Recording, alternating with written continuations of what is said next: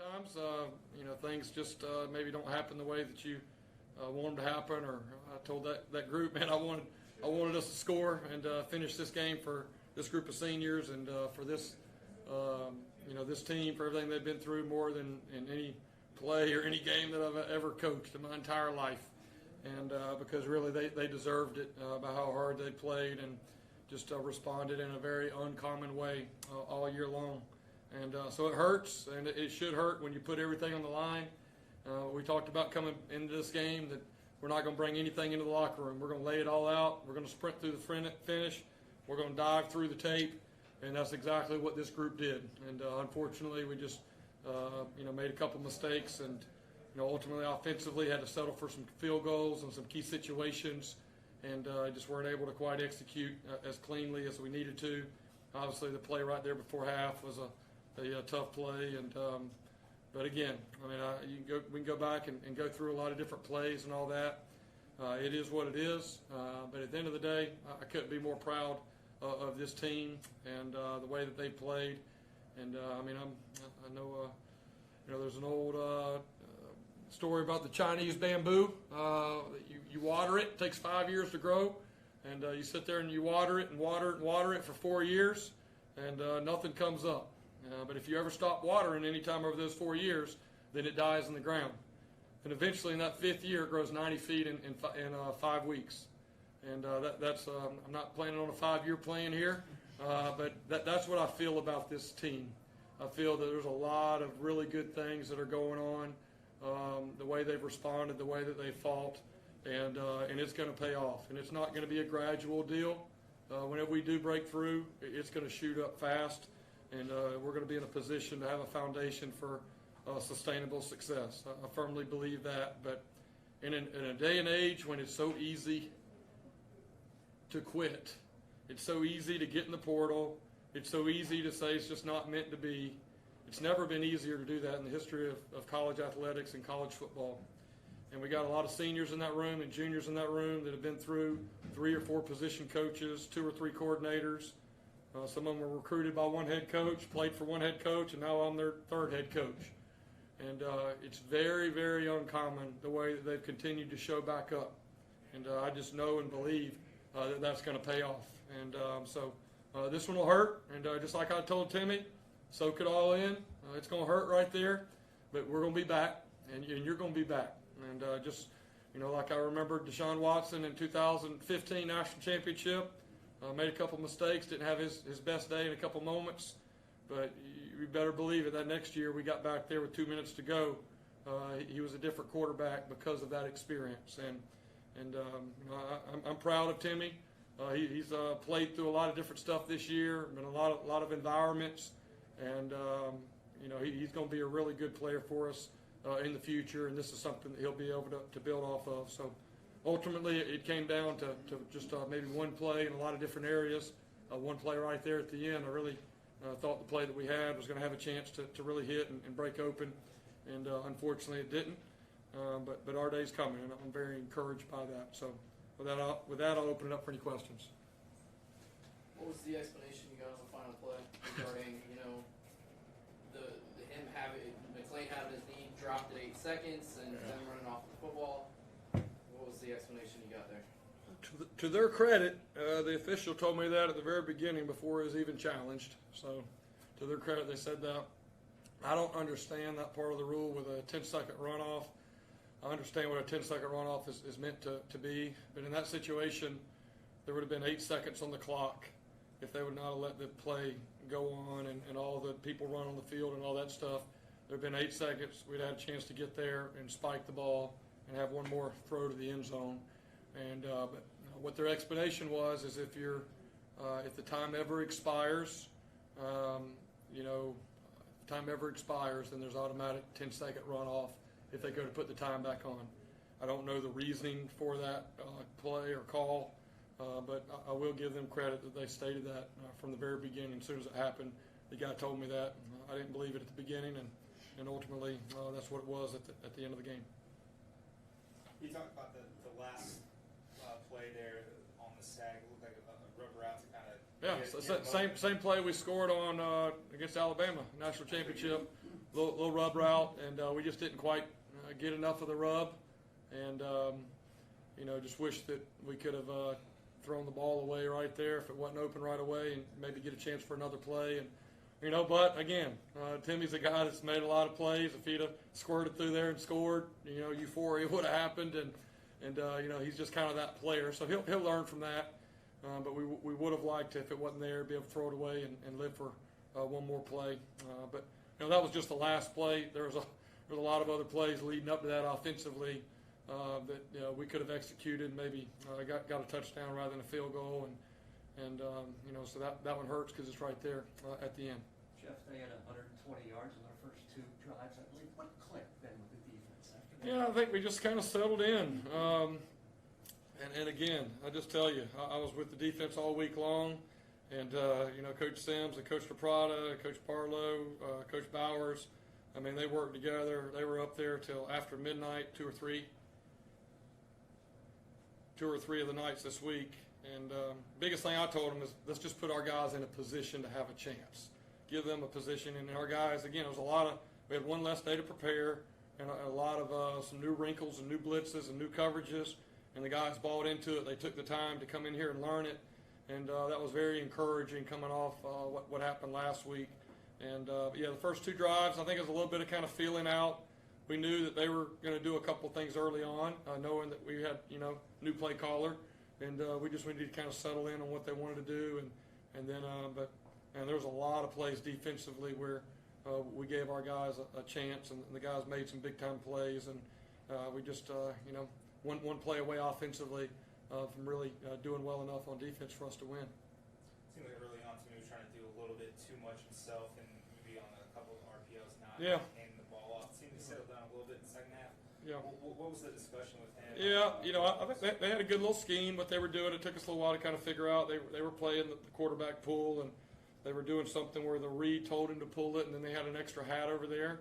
And then we kind of got to some adjustments after halftime on that. And, again, it's a split-second deal. They're guys good athletic up front. And, when you make the right decision, there's a big play there. You make the wrong decision, you kind of get sacked. And it's a little bit of cat and mouse. You kind of live or die by it. And ultimately, a few of those plays kind of got us in some long-yard situations. And we just had some penalties there late. There's some, legal procedures and things that really kind of got us off of off our rhythm. Two full years as a head coach, outside of wins and losses, assess kind of where you're at from game 1 to game 12. We made, again, it's maybe hard on the outside to see it. The only thing maybe you can see on the outside is how these guys continue to play despite all the stuff they've been through. We've been through a lot since I've been here 2 years. These guys have been through a lot the 2 years before that too. So I'm really proud of how they've pushed. But, Michael Kelly was very honest with me whenever he came up to my house in December of 19. And he told me there was a lot of work to do. He told me this was not a quick fix. This was not going to be a quick turnaround. That, he wanted someone to come in and really, take it all the way down to the studs and build it up the right way so that when we do have it rolling, that we can have sustainable success. And, from that, that was the mindset that we came in last year and decided to make some changes on some things. And that's kind of where we've been working off of. And that's what encourages me. I think that we've got the best alignment within our leadership that we've ever had at the University of South Florida, especially with the emphasis on athletics and what we're getting ready to do. College sports is a cyclical deal. There's some teams that kind of ride it up, and then it's somebody else's turn. And kind of what I feel like is we've been kind of laying that groundwork and foundation that we need, and we're getting ready to work together to build this thing. I can't speak enough about the impact that indoor facility is going to have for us. We get out here next year and we're practicing. We got a $20 million indoor facility, and I can just tell you there's about 5 or 6 subgroups that are working weekly on the on-campus stadium plan. There's a lot of stuff behind the scenes that's moving on that. So I'm very encouraged that that's not an if, that's a win. And but it's going to be done the right way. So there's a big picture view of what we're doing. And I've said all year long, I've got to look through two two lenses. One's a microscope on the here and now, how we can improve daily and what we're doing and continue to make the progress daily. And then the other lens is that telescope to be sure that we're lining things up for the future. And I've never been more confident since I've been here that we're in position to do that. And I know this hurts for 2 years, but sometimes you got to go through it to get to it. And that's kind of what this 2 years is for us. And I know without a shadow of a doubt, every guy in that locker room believes that. Jeff, this has been 2 years. You've got the UCF rivalry. What have you seen from this? Yeah. This rivalry. How special are rivalries? It's a great rivalry. I've been a part of some good ones. This is as good as it gets. And again, it's 2 years in a row that maybe we haven't played very well during the regular season or up until this point. And then we showed up. And last year, I think our offense kind of led the way in this game. And maybe defense didn't quite play well enough to win the game. You know, we kind of came up 12 points short there. This year is kind of the opposite. The defense really played well enough to give us a chance, and then offensively, we just weren't quite clicking right there. But it's a great rivalry, and you know, I'm looking forward to getting at least one more shot there next year. So Jeff, I know you're going to be looking for a new defensive coordinator and all that, but what would you expect the rest of the staff to return? I know you want to evaluate. What would you expect? Yeah, well, I think you know, again, I'm proud of how our staff responded this week. Coming off a difficult change and all that last week.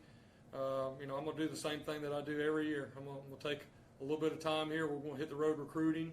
I'll be in some homes starting Sunday and Monday, and that's another thing that gives me a lot of optimism is the response from our recruits.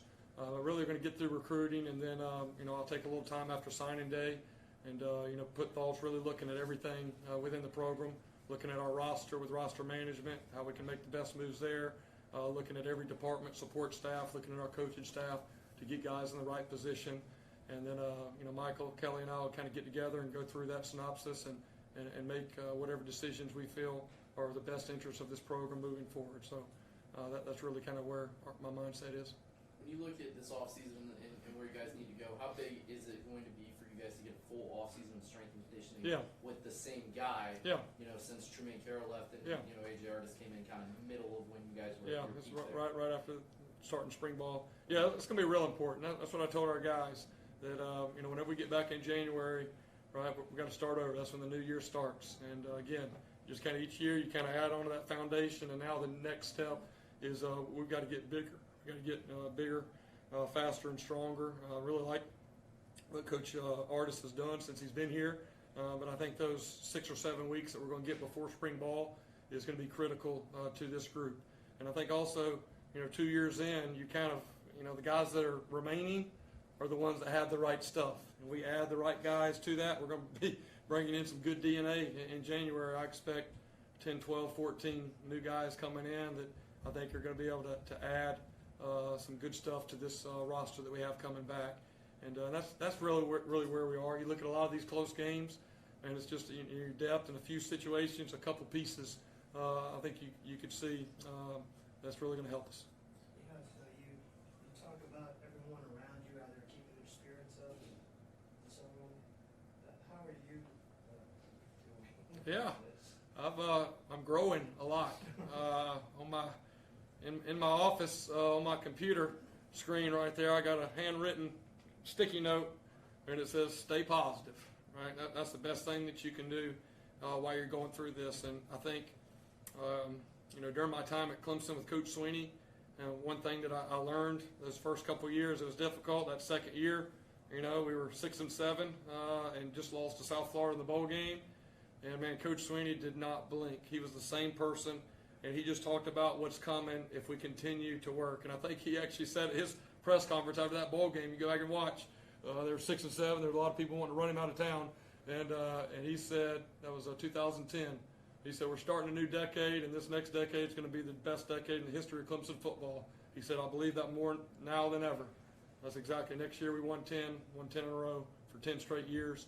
But I think leading with that, you got to address the issues that are there. You got to be real with the guys, but leading with optimism. There's power and positive leadership, and I've seen that. But you know, as a coach, you grow during challenges, during adversity, and a lot of challenges, adversity. Those last 5 years at Clemson, it was kind of running itself a little bit. We all kind of had our job that we do, but it was, we really had it up and running, and when it's going well, it goes well, and it's a little easier. So part of the reason that I felt ready to leave is I just really felt I wanted a new challenge, and I felt like I needed to grow and be stretched, and be careful what you wish for. You're getting it. So I think even for me, I mean, I'm going to be a better coach next year. I'm going to be a better head coach for these guys next year. I think anytime as a new head coach, especially first-time head coach, I mean, you can think and you can have all your books and paperwork and everything to plan ready, but you got to experience it. You got to go through it. You got to learn the league, who you're playing. You got to learn your personnel. You got to see their personnel. You got to kind of go through your coaches. I mean, it's just kind of that process. But the reason that we're going to get to the other side of it is because our leadership and our administration believes in the alignment that we have, and they're going to give me the time to do that. And that's ultimately what it's going to take. And that's what I have confidence. I don't have a lifetime deal here. I know I'm going to have to win. But this is one of those things that I mean, there's a reason. Like I've said before, I was the 5th head coach when I got here in 11 years, and this is not a quick turnaround. This needs some foundation years built into it to really grow the way that we want to grow. And I can't tell you how excited I am that I get to be the coach to be here over these next few years. When we add this indoor, we add this stadium, I mean, it's going to be absolutely incredible. And that's not just a rah-rah speech. That's real. And I think people see that. They know that we're coming. And I think our players know that. And it's going to be a special time. You mentioned you need to get better.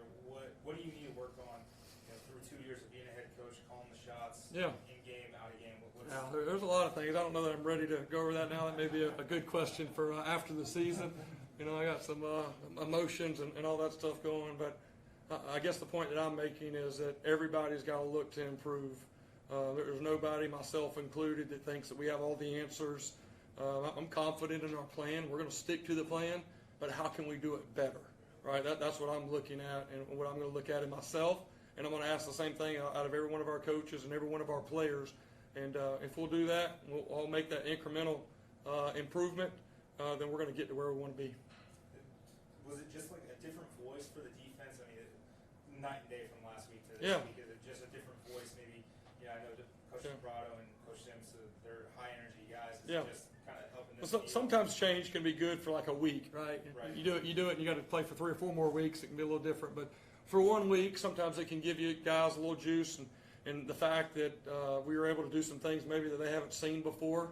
But it's one thing to put those in; it's another thing for the guys to learn it and in a short week and be able to go out and execute it. But Coach Sims is going to be a great coach. He's doing a great job. I mean, Coach Sims is in his first year as a full-time coach out there, first year right now. And he led that defense and did an excellent job. And Coach DePrada, I mean, he's done an excellent job with our special teams, probably the most consistent unit and phase of our team this year. And Coach Barlow jumped in, Coach Powers jumped in. What was fun for me to see, and it reminded me of when Tony Elliott and I took over the offense at Clemson, is when I walked in that defensive staff room, everybody was working together and everybody had a piece of it and there was ownership in it. Sometimes when you have one coordinator that's been doing it a while, they kind of call all the shots and just kind of tell everybody what they're doing. And this was one of those things that everybody was working together. They had fun this week. I told them, hey, there's no pressure on you, man. Go call it, be aggressive, and let's get after them. And I was in the huddle nudging them along sometimes. They did get us one time. They had a good call. When it was 3rd and 9, they ran a screen right there. And I said, hey, we're going to be aggressive. Let's go house blitz, cover 0. I mean, it's just like playing on the video game. We got nothing to lose. Boy, and those guys get excited about that, right? So that's going to be something when we do look at our new scheme moving forward. I want to be – you got to be smart in how you do it, but I want to be aggressive. We play our best ball whenever we're aggressive, and those guys did that today versus a good offense. So in getting a new defensive coordinator, how much of it is you trying to make sure that the guy's scheme fits personnel? Like, do you want to go back to a former front? Like, what's kind of the top priority? Yeah, there is a lot to that, and again, I think Coach Spencer is a really good coach. He's had a lot of success in his career. We hired him right after a championship season, and he was the interim head coach right there in the bowl game championship season there at FAU. I think for me, kind of maybe one thing looking back on, if y'all remember, whenever I got the job, I said I wasn't going to watch any tape. I didn't watch any tape of our current team that was coming back. And my reason on that is I didn't want to have any preconceived notions on anybody. I wanted to give everybody a clean slate when they showed up out there thinking we were going to have spring ball. We ended up not having spring ball. And I think ultimately, with Coach Spencer, I'm not sure that I did a good enough job matching up the scheme that I hired in here to maybe the personnel that we had. And so I think now I know a lot more about our personnel and where we are strong, where we can do things. I also know we got some silent commits still out there. I know the guys that are coming in, so that can kind of play into who we want to be. Ultimately, it's not going to be a 4-down only or 3-down only. You've got to be multiple in what you do, but it's kind of 75% of one, then 25% of the other. And then also it deals with coverages and all that stuff. And, we just got in a situation where we were playing a lot of kind of cover zero there for a year and a half, and that really just didn't match up with some of the wideouts that we were facing when we had some injuries in the secondary. And again, that's another thing tonight. Outside of maybe one of those runs they got right there on the 3rd down, we really didn't give up a lot of big plays through the air. And y'all heard me talk Tuesday. One of my concerns was the speed they had at wideout. They had 3 wideouts that could really run. So again, I give this defensive staff a good job of kind of being a little bit multiple in that. So that's part of it. And then also there's some things I don't want to go into too much detail. I'm going to meet with 3 or 4 guys. I already have some meetings set up here over the next couple of weeks. And again, I'm not really going to talk about it until we end up making a hire. And my goal is to get the right person, not to get somebody in here as quick as we can. At the end of the day, the latest it needs to be is in the middle of January, whenever we have to start getting ready for spring ball. But I've been very encouraged by the people that have reached out at all different levels of football. I think there's a lot of people that see the opportunity here and they see what we have coming. They want to be a part of that. And there's some really good options out there, and I'm looking forward to getting a chance to sitting down with each one of them over these next couple of weeks. All right, thank y'all. Appreciate it. Appreciate y'all's coverage all year too. Okay, thank you.